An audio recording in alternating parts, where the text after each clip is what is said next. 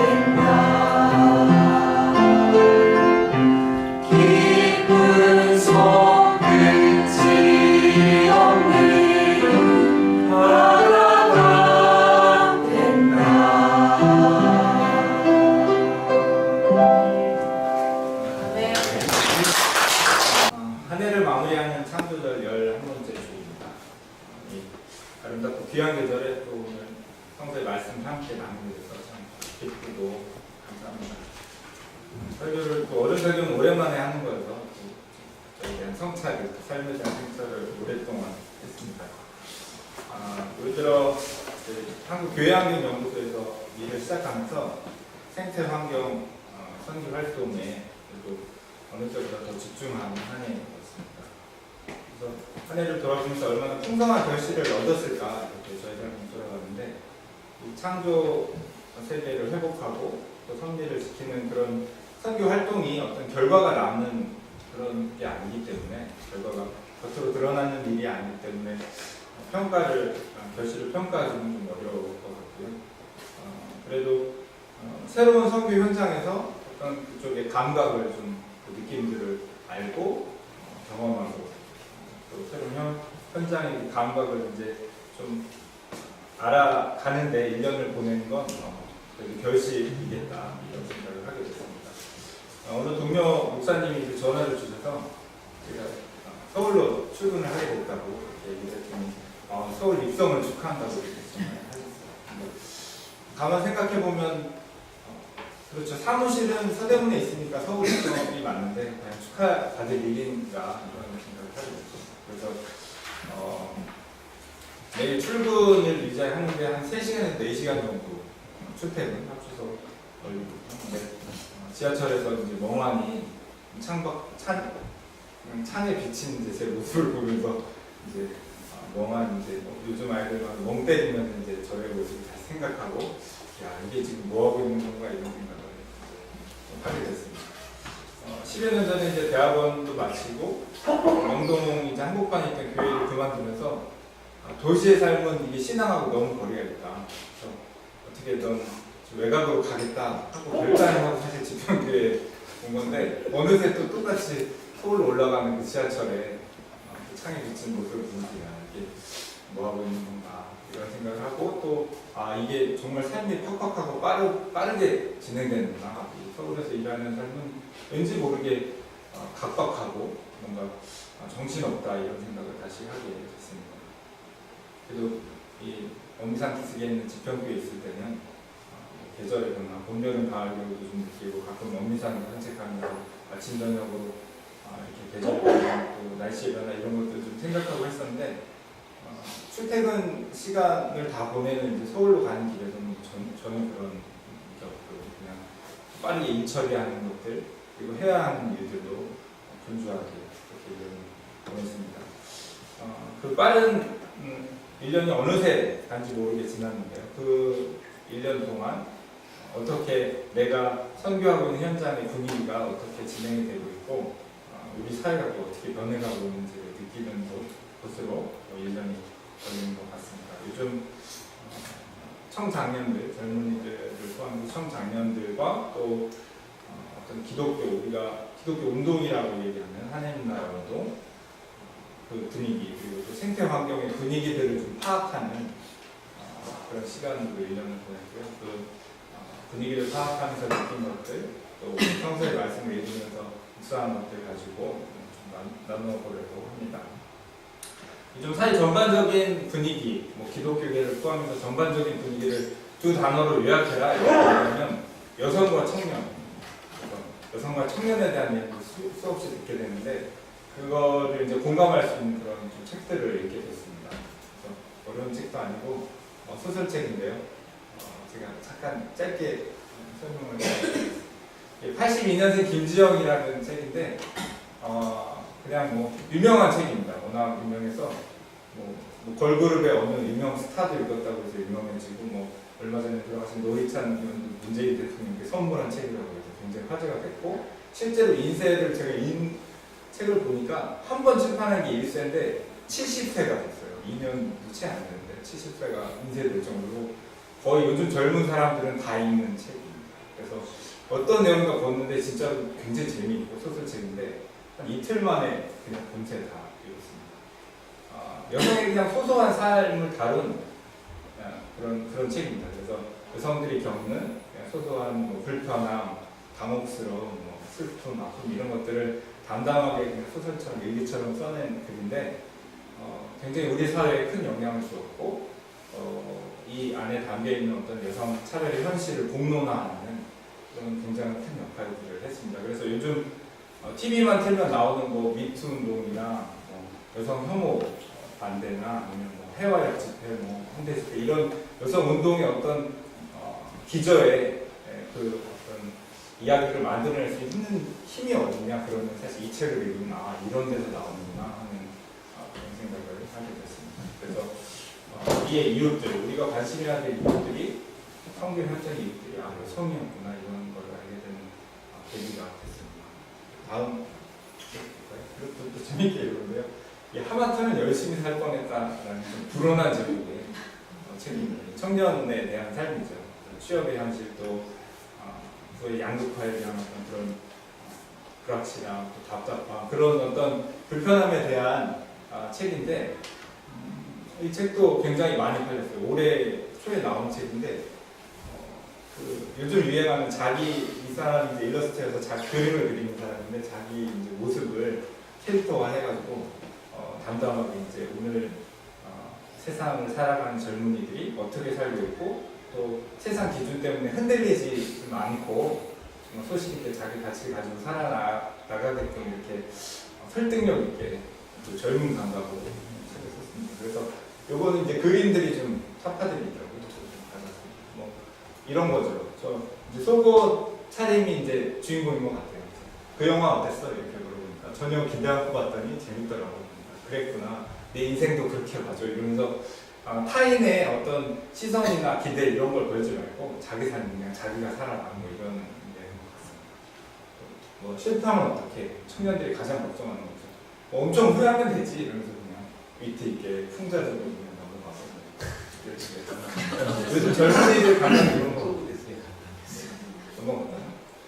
그거 당장 내려놔? 내 열정 이러면서 이제 열정페이를 강조하는 오늘 사회에 대해서 청년들에게 이제 어떤 청년들의 거부감, 저항 뭐 이런 걸 나타내는데 이건 이제 둘이 대화를 나누는 건데 뭐 아직도 결혼을 안 했어? 우리 나이면 벌써 결혼하고 애도 있어야지 이렇게 얘기하고 아직 월세야? 우리 나이면 뭐 이 정도 평수 아파트는 있어야지 집값 오르면 대출금 한 방에 갚을 수 있어. 차도 없다고 우리 나이면 소형차는 좀 그렇고 이 정도 급의 차는 타야지. 그리고 회사 그만뒀다고 말이 좋아 프리랜서지 밖에 백수나 마찬가지야. 회사 다녀야지. 우리 나이면 이 정도 연봉은 벌어야 돼. 보험도 없어. 우리 나이면 실비보험 하나 정도 있어야지. 그러니까 친구가 대답하는 거죠. 이런 인생 매뉴얼은 어디서 받아온 거야? 뭐 구청 가면 주는 거야? 이러면서 이제 요즘 친구들이 웃어 넘기면서 이제 얘기하는 건데 그러니까 세상이 주는 어떤 이렇게 살아야 된다는 어떤 고정관념이나 혹은 사람들이 자기만의 자기의 삶 찾지 못할 희망을 얻을 수 없게 만드는 그런 거에 대해서는 풍자와 해학으로 그려낸 책입니다. 이 책을 읽으면서도 지금 청년들의 문제가 이게 매번 언론에만 보도되는 게 아니고 정말 개인 각자에게 심각한 문제이고 그들의 삶을 살 수 없게 만드는 그런 어떤 장애물이나 이런 것들을 느꼈습니다. 실제로 여성의 삶도 그렇고 청년들의 삶도 그렇고 자기들만의 삶, 어떤 가치, 의미들을 찾지 못해서 그런 문제들이 어느 측면에서는 일어나겠다 이런 걸 공감해 볼 수 있었습니다.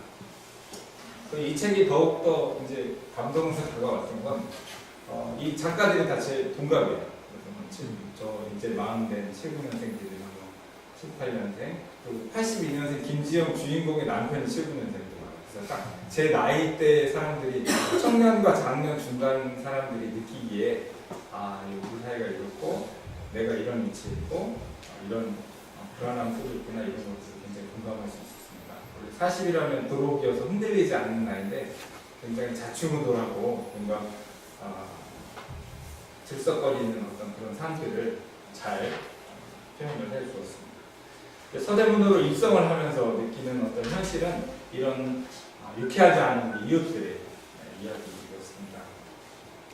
작가들은 문학적 형식과 또 풍자와 해학으로 멋지게 풀어냈지만 신앙인들은 신앙의 목소리로 그런 이웃들의 대답을 해주죠. 그래서 예수 그리스도의 은혜와 사랑, 복음을 전하는 우리들이 어떻게 이런 이웃들에게 답을 할 수 있을까? 이런 현실에 답을 할 수 있을까?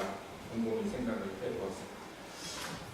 한국 교회가 이런 이웃들에게 대안이 되면 뭐 더없이 좋겠죠. 그렇지만 우리 교회는 전혀 그렇지 못한 현실입니다. 그래서 요즘 아이들 말로 희망이 1도 없는 곳이 교회라고 이런 이야기를 그냥 서슴없이 청년들이 아니나 다를까 그 요즘 뭐 PB의 수첩 그것이 알고 싶다 이런 다큐멘터리에 종종 교회들이 등장을 합니다. 그래서 얼마 전에 이슈가 됐던 그 명성교회 1,600억 밝혀진 것만 1,600억인데 부동산 차익으로 재산을 가지고 있고 아들에게 그 되물림 하려다가 이제 총회에서 갈등하고 있는 그런 것들이 다큐멘터리 그대로 실렸습니다.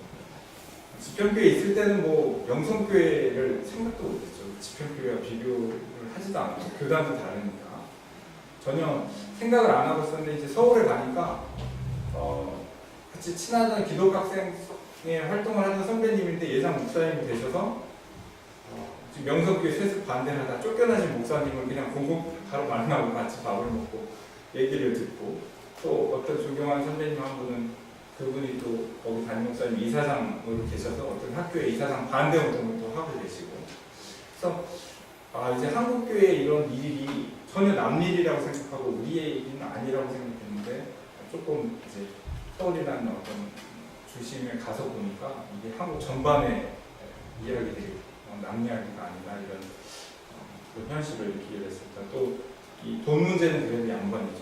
성폭력, 성폭행 사건에 관련해서 우리 교회들이 언급되는 것들을 보면 정말 심각하다. 바닥이 어딘지를 모르겠다. 이럴 정도로 굉장히 심각한 상황을 들렸습니다. 이제는 은혜로 교육인가요? 저도 그것이 알고 싶다. 그런 다큐멘터리 보면서 좀 경악을 했는데 이제 교회 혐오라는 말이 나올 정도로 이 한국 교회가 이 어두운 사회 또 어떤 사회의 빛과 소금의 역할, 또 진리의 길을 열어줘야 하는데 교회 자체가 굉장히 어둠이고 혐오의 대상이 되고 있는 현실을 보면서 이게 우리에게 좀 더 성찰과 기도와 또 진리에 대한 갈급함이 더 필요하겠다 이런 어떤 생각들이 들었습니다. 한국 교회는 이제 우리 사회의 희망을 일구어 가야 하고 또 그 어두움의 빛을 주어야 합니다. 어두울수록 이제 새벽에 가깝다는 그런 희망적인 말씀이 있죠. 제가 한국 교회가 어두울수록 더 진리에 대해서 질문하고 그 신앙을 다시 살려서 우리 교회뿐만 아니라 이 사회에도 빛을 비춰주어야 할 것 같습니다.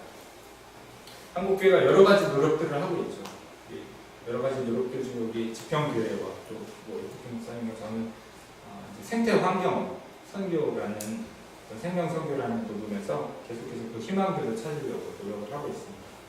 한 해 동안 기후 변화, 지구 온난화, 뭐 원자력 발전의 문제, 그리고 미세먼지의 문제, 플라스틱 남용의 문제 이런 것들의 어떤 위기에 대해서 계속 경고하고 또 어떤 대안을 모색할 수 있는 방법들에 대해서 계속 질문을 던지고 그 해결책을 찾는 과정을 함께 하고 있습니다. 한국교회가 에너지 전환을 통해서 하나님의 생명 살림으로 나아가야 한다. 이건 제가 2년 동안 계속 주장한 이유예요.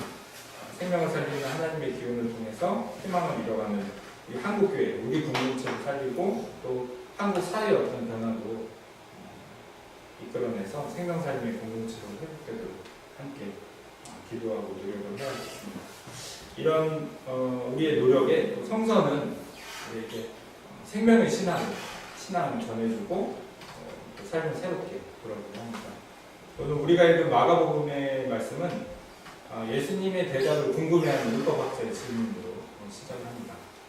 호기심 어린 질문이기도 하지만 이 전에 여러 가지 이야기가 예수님께 질문을 던져서 예수님이 답을 잘 못하시면 로마군에게 신고를 하고 예수님을 없애버리려고 율법학자들이 계략을 꾸미는 그런 질문이 이어집니다. 그래서 이번의 질문도 평생을 연구한 율법학자이기 때문에 율법 조항을 다 알고 있죠. 그래서 뭐 첫째 가는 계명, 둘째 가는 계명을 몰라서 예수님한테 여쭤본 것 같지는 않습니다. 대답을 어떻게 하는지 예수님이 가지고 있는 신앙은 어떤 건지 한번 떠보고 이제 함정이나 올감을 넣는 거죠. 그래서 대답을 잘못하면 바로 신고를 하려고 잡혀가게 하려고 그런 계략이 숨어있는 그런 질문이었습니다. 근데 이 질문에 대해서 예수님은 이 하나님 사랑과 이웃 사랑 이렇게 딱 성사를 관통하는 핵심 메시지를 전합니다. 첫째라는 계명이 뭐였죠? 마음을 다하고 몸을 다해서 하나님을 사랑하라. 그리고 둘째 계명은 내 이웃을 내 몸과 같이 사랑하라. 그래서 하나님 사랑과 이웃 사랑이라고 하는 가장 핵심적인 복음의 메시지를 예수님께서 말씀하시고 율법 학자는 그 어떻게 보면 당연한 말씀인데 거기에 큰 깨달음을 얻어서 번제물을 바치고 희생제물을 바치는 것보다 당연히 하나님 사랑과 이웃 사랑이 중요합니다. 이렇게 대답을 하죠. 그러니까 예수님이 그 말을 또 듣고 현명하다. 여기 현명한이라고 나와 있는데 현명한 율법학자에게 하나님 나라가 너에게 가까웠다. 이렇게 응답을 해주십니다. 그래서 이 이야기가 끝나게 됩니다. 잘 아는 것처럼 하나님 사랑은 신앙을 중심에 놓고 사는 삶이죠. 그래서 우리의 신앙생활도 열심히 하고 종교적인 생활도 열심히 하고 항상 하나님을 섬기는 그런 삶이다. 이렇게 우리가 잘 알고 있습니다. 이웃사랑도 너무나 잘 알죠.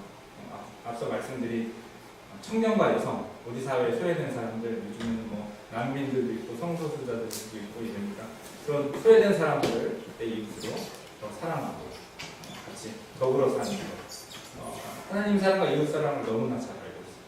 근데 우리가 생태학적으로 조금 더 고민해보면 이웃 사랑을 좀 확대할 필요가 있을 것 같아요. 이제는 멸종돼가는 동식물들 또 하나님이 창조하신 창조 세계까지도 우리의 이웃이다 생각해서 이웃 사랑을 좀 확대할 필요도 있고 저는 오늘 예수님의 말씀을 읽으면서 묵상하면서 하나님 사랑에 대한 어떤 말씀을 좀 더 생명 신학의 입장에서 생태학의 입장에서 좀 생각을 해봐야겠다고 생각을 했습니다. 근데 예수님의 말씀을 듣고 깨달은 모든 율법학자가 모든 번제물과 희생제물을 바치는 것보다 하나님 사랑과 이웃 사랑이 더 중요하다 이렇게 얘기를 하는데 이 당시에 율법학자들의 가장 중심이 되는 것은 번제물을 바치고 희생제물을 바치는 얘기입니다. 그러니까 신앙생활을 상징하는 거죠. 종교적이고 신앙생활 어떤 신앙적인 행위, 신앙의식의 가장 핵심이 되는 것보다도 하나님 사랑과 이웃 사랑이 더 중요하다 이런 이야기를 합니다. 어떤 경건하고 종교적인 의식보다 하나님 사랑이 더 크다. 그럼 하나님 사랑이 어떤 걸까? 이런 질문을 하게 되었습니다. 하나님을 사랑하는 것은 하나님이 나에게 주신 생명에 대한 감사와 또 그 은총에 대한 감사에서 시작할 수 있습니다.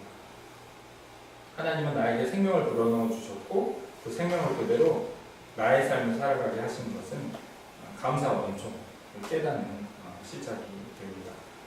생명에는 두 가지 속성이 있습니다. 그래서 생명이다, 생명체다 이렇게 정의할 때는 자기를 위함과 타자를 위함, 이웃을 위함이 함께 있습니다. 그래서 자기를 위함과 이웃을 위함이 함께 있는 게 생명인데 자기를 위함은 잘 아시는 것처럼 우리가 다 살기 위해서 열심히 살죠. 그래서 경제생활을 하거나 의식주 생활을 하는 것은 자기의 삶을 계속해서 이어나가기 위한 이런 생명의 법칙입니다. 그리고 열심히 한 삶을 살다가 죽어서도 유전이나 아니면 진화의 법칙을 통해서 계속해서 그 종을 이어가려는 어떤 생명의 속성이 있죠. 그게 바로 자기를 위함이고 타자를 위함은 이웃을 위함이죠. 그래서 모든 생명체는 살아있는 모든 생명체를 죽여서 먹고 살아갑니다. 이걸 다른 얘기를 하면 모든 생명체는 자기를 죽여서 다른 생명을 살게 하는 어떤 희생의 법칙이 생명의 정의입니다. 그래서 우리 그리스도인들은 예수 그리스도의 십자가 죽음을 이야기할 때 하나님이 이 땅에 낳고 낮은 이 땅에 오셔서 자기의 가장 소중한 예수 그리스도를 보내주시고 또 그의 생명을 죽여서 십자가 죽음을 통해 인류를 구하고 또 이 세상을 구원하셨다. 이게 십자가 사건의 가장 핵심이 되는데 그것도 바로 이 생명의 어떤 희생적인 측면입니다. 매번 이제 생태학, 생명신학을 얘기하는 데서는 희생의 측면을 항상 강조하죠. 근데 오늘은 이상하게 나를 위함의 측면, 자기를 계속 유지해 나가려는 그 측면에 대해서 계속 묵상을 하게 됐습니다. 자기를 위함인데 이것은 바로 자기에게 주신 하나님이 우리에게 주신 소중한 생명의 가치를 내 삶 속에서 발견하는 것입니다. 하나님이 우리에게 생명을 주시고 우주 전체만큼 귀중하고 아름다운 삶을 우리 각자에게 주셨습니다. 우리는 각자의 삶을 통해서 하나님이 창조하신 창조의 가장 최종 형태, 그러니까 하나님은 지금 살고 있고 지금 여기 있는 나보다 더 좋게 아름답게 귀하게 창조하실 수가 없는 거죠. 최고의 모습이 사실은 저고, 어느 생태학자들은 200억 년 우주의 어떤 진화의 꽃이 사람이고 그 사람 중에 각자 지금 우리가 우주의 꽃이다 이렇게 이야기합니다. 그만큼 가장 귀하고 아름답고 중요한 게 바로 나의 생명이고 그것은 나의 삶으로 들어갑니다. 여러분과 저는 모두 하나님 창조 세계의 가장 최종 형태로 진화의 꽃으로 아름다운 삶을 살고 있습니다. 하지만 우리는 어느새 이런 가장 귀중한 것들을 보시는 거죠. 하나님은 창조하신 생명의 가치를 통해서 우리를 이제 하나님의 사랑이 어떤 것인지 깨닫게 하시고, 진짜 하나님 사랑의 의미가 율법학자가 이야기했던 것처럼 정말 예배를 온전히 드리고 또 신앙생활을 열심히 하는 것, 그것도 중요하지만 그것을 더 넘어서는 것을 우리가 묵상하고 합니다. 신앙생활과 종교적인 생활, 어떤 그런 경건함을 더 넘어서 하나님이 우리 안에 계시고 또 우리가 하나님 안에 있고 또 하나님이 이웃 안에 있다는 것들을 알아나가는 어떤 생명이라는 이런 현상, 그 속에 내가 있고 내 삶이 생명 현상의 가장 아름다운 꽃이다, 이런 깨달음들이 사실은 오늘 우리에게 필요한 것 같습니다. 저성장과 고실업, 빈부의 극단화, 또 탐욕의 장이 된 부동산, 경쟁을 신성화하는 어떤 신자본주의 시장 경제 체제 속에서 우리는 매번 내가 굉장히 부속품이 되는 것 같은 느낌, 또 굉장히 조각이 된 것 같은 느낌을 갖게 됩니다. 그리고 경쟁에서 때로는 승리하고 때로는 실패하는데, 그런 것들 때문에 가장 중요한 하나님이 주신 생명과 나의 가치, 의미, 그런 것들을, 그거의 중요성을 잊어버리고 마음이 들썩거리기도 하고 또 그것 때문에 삶을 깊이 있게 생각하지 못할 때가 많습니다.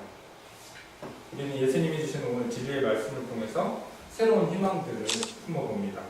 하나님 사랑과 이웃 사랑, 생명이 있는 창조 세계로 우리가 이웃 사랑을 좀 넓히고, 또 하나님이 창조하시는 그 사랑과 은총의 결정체가 나고 또 우리의 이웃들이고, 또 그 안에서 우리가 하나님의 진정한 사랑을 깨닫고 사랑을 알고 사랑 안에 살아갈 수 있다는 것들을 얻게 됩니다. 하나님 사랑과 이웃 사랑이라는 은혜와 실천,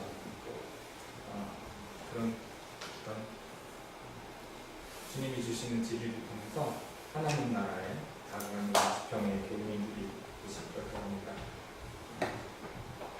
잠깐 묵상으로 그동안의 삶들을 한번 돌아보시고, 또 우리 안에 가장 소중한 하나님의 사랑의 시작이라고 말할 수 있는 나의 삶, 생명, 이것들에 대해서 좀 소자진 않았는지 잠시 침묵으로 기도를 드리겠습니다.